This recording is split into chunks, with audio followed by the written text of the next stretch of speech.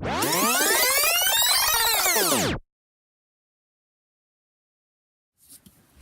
guys, so I'm back with a new video. I'm a little annoyed because the first video I filmed about this topic, I deleted it, but bear with me. Okay, so I'm going to talk a little bit about a beginner's guide, like tips and advice that I have that have worked for me and that I've gotten to know. So I really hope you guys like this video. Let's jump into it. Before we get into the tip part, I just wanted to talk a little bit about makeup and buying makeup.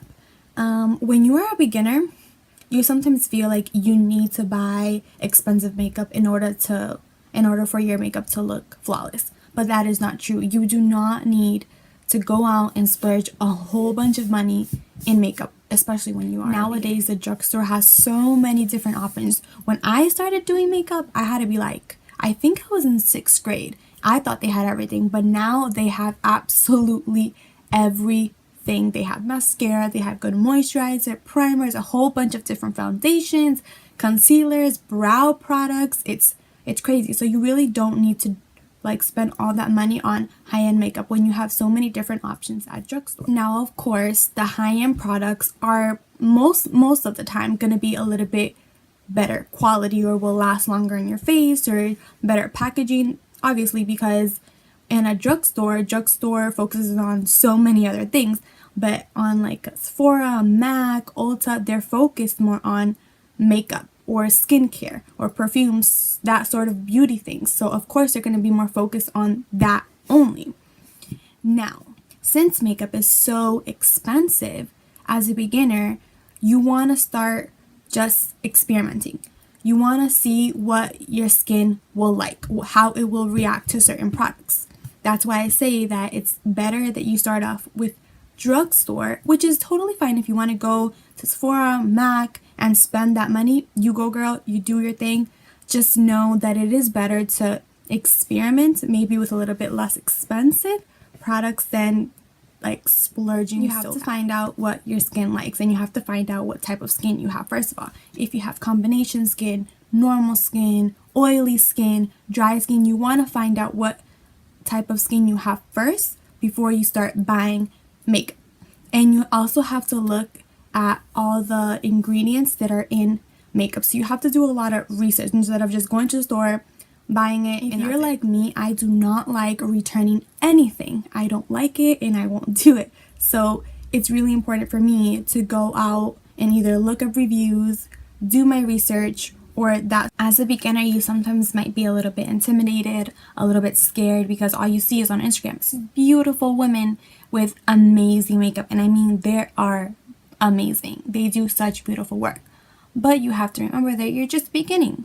And it's totally fine it's okay if you don't know how to do a smoky eye, wing out your eyeliner. Like, I still struggle with my eyeliner. I've been doing it for so long.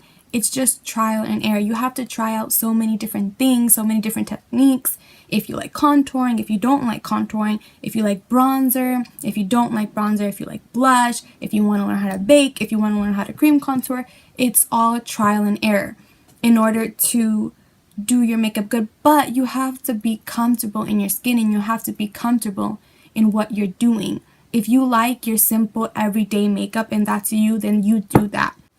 You want to see what kind of coverage you like. You want to see if you like medium coverage better, if you like a full coverage better, if you just like tinted moisturizer, if you don't like blush. You really have to try out so many different things in order to see what you really like. That's why I think it's very important to start very slow. Like I said, makeup is not cheap. Excuse me. It's not cheap. It's very expensive. So in order to begin, you really want to start slow and find out what you like before you do anything. As a beginner, you want to remember that the purpose of makeup, it's not to look better. It's never to look better. It's always to accentuate your features. And it's for fun. Makeup is so much fun. So you want to be sure that you're having fun doing makeup, not trying to look a certain way or anything like that. You just want to accentuate your features. That's all it is. And I'm not saying at all that if you're a beginner, you only have to shop at the drugstore. No, it's not true. You can go to Sephora, you can go to MAC, you can go to Ulta. Just make sure that you have help, or you, like I said, look up research, because you really don't want to be just spending money because you feel like you have to.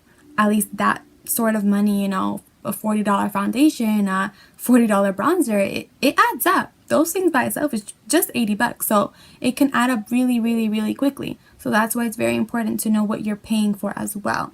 Make sure that if you are going to spend money on something that's very expensive, that it's worth it. But at the end of the day, it really is all personal preference. Now let's jump into the tips that I have. Okay, so one tip that I have it here. Color tested. Get color tested. Oh my God, that is so important. I have had very bad experience with that. I can't even explain. One important thing is get color tested at different places. Why? I'll explain why. Sephora has different lighting. MAC has a different lighting. Ulta has a different lighting. They all have different lighting. So yeah, you can go get tested at Sephora. You know, I'm like a 5.0. Okay, buy the foundation. Go outside and I'm like, that is not my color. That does not match my neck. And then I'll go to MAC, same thing. MAC too orange. Ulta too white. Sephora too dark. Why? It's because they all have different lighting. So yeah, you can be a certain color at one place, and the other place you might be a different color. So that's why it's very important to at least try to go to all those 3 different places or anywhere and get color tested and see and like average out what is your shade like. Find one right in the middle, or you can always buy 2 foundations.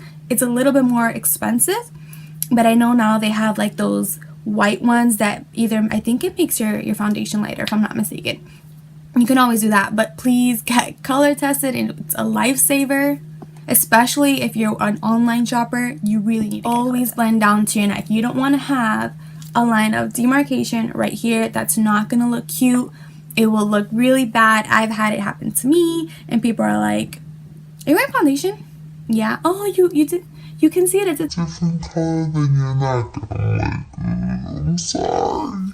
Another tip is natural lighting is the best lighting. What I do and what works for me, I put my little mirror up in my windowsill. I do my makeup so I can get natural lighting, because when I go outside, that's how my makeup's gonna look. I want to make sure that when I go outside, it's gonna look the same as when I was inside. So that's very important. Another tip, it might be a little weird, but it helps, is to blow your nose before you start with your makeup. Blow your nose. Why? Because boogers. Everyone got boogers. So when you're pouncing, especially when you use a beauty blender, you're like pouncing down your foundation, and then like, you know, you got boogers. So then you have to go with the tissue and then or blow your nose after you put on your foundation. Then you have to go again with the beauty blender, and it's just annoying and it's a hassle. So this will definitely save you that trouble. For a flawless makeup application, clean your face. Please clean your face. It is so important to take off your makeup, especially the night before. Do not sleep with your makeup. Do not. It is one of the worst things you can do. First of all, you have a lot of dirt on your face. You move around. Well, at least I do. I move around when I sleep. So then you got makeup on your pillows, and then your makeup's all messed up. And then some people do not take off their makeup even for the next day. And I'm like, how? And then your mascara is all crusty. It's just nasty. And it's really bad for your skin. I personally, if I don't take off my makeup, even if I take off with my makeup off with a makeup wipe, which is better than anything, I break out. I break out like crazy. It does not work good. It's just clean your face. Doesn't matter what you do, what you use, just clean your face. Take off that makeup, so then the next day when you're gonna go put on makeup, it's flawless. One tip that has helped me even with like my skincare is using a brush. I never used a brush. I've started using one a couple months ago, and it has changed my face and my skin texture as well. It doesn't matter what brush it is. You don't have to go buy like the Mia 2 that's like 200 or like 150 or something like that. Any brush will work. Any brush will work. But another important tip I have is use a lip scrub. Liquid lipsticks are so in, and that means dry lips are in. Use a lip scrub. You don't have to go and buy one. All you have to do is brown sugar, olive oil, mix them together, and you will have the softest lips ever, and it tastes so good. Another tip I have is to clean your makeup brushes. It is so important. Using dirty brushes, it's just not good for your skin at all.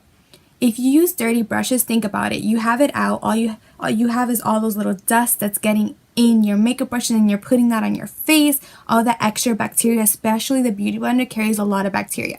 So you want to make sure in order to have a flawless face is to have flawless skin. So that means clean your makeup brushes. So the last tip I have is to get your eyebrows done. And one tip is say cleaned. I want my eyebrows clean. Don't say wax, because if you say wax, they will literally take off a little too much hair and they will give you like a really thin shape. But if you say cleaned, they will look so pretty, just taking off like little extra hairs that are not supposed to be there, or they are, but they shouldn't be there, better said. And it will just give you such a nice like look to your face. It will structure everything. Quote me on that. Okay guys, so that's the end of my video. I really hope you guys learned a lot. I really hope my tips work. Please leave me your feedback down below. Subscribe to my channel. Give this video a thumbs up, and I'll see you next time. See ya!